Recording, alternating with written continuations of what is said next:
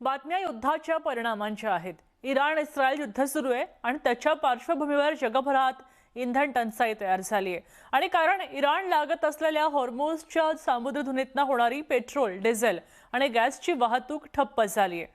इराणने काही तेलवाहू जहाजांवर हल्ले केले, त्यामुळे आखाती देशातून होणारा इंधन पुरवठा विस्कळीत झाला। पण या युद्धजन्य स्थितीत सुद्धा भारताच्या परराष्ट्र धोरणाची कसोटी लागली होती, कारण देशामध्ये इंधन तुटवडा निर्माण व्हायची भीती व्यक्त केली जात होती।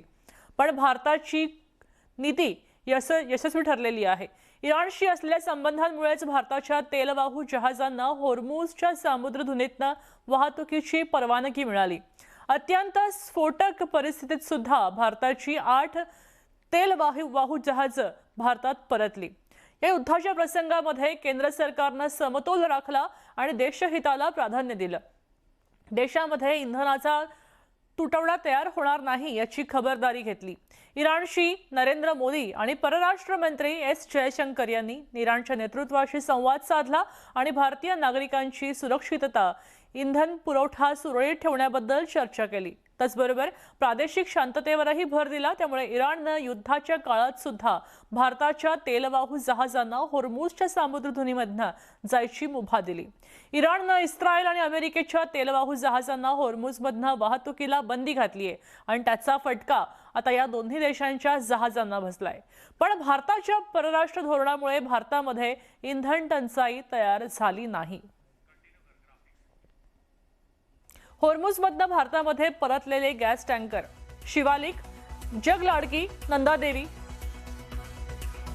आपण पाहतोय की हॉर्मुझ ही जी स्ट्रेट आहे त्यातनं कोणते कोणते आलेले आहेत। शिवालिक एक आलेलं आहे, शिवालिक नंतर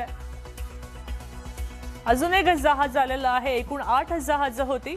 शिवालिक नंतर जगलाडकी नावाचं एक तेलवाहू जहाज आहे, ते सुद्धा पार झालं आणि त्यानंतर नंदादेवी हे सुद्धा जहाज या हॉर्मुझच्या खाडीतनं पार झालं। इराणने त्यांच्यावर निर्बंध घातले नाहीत। त्याचबरोबर जगवसंत या नावाचं सुद्धा एक तेलवाहू जहाज पार झालं।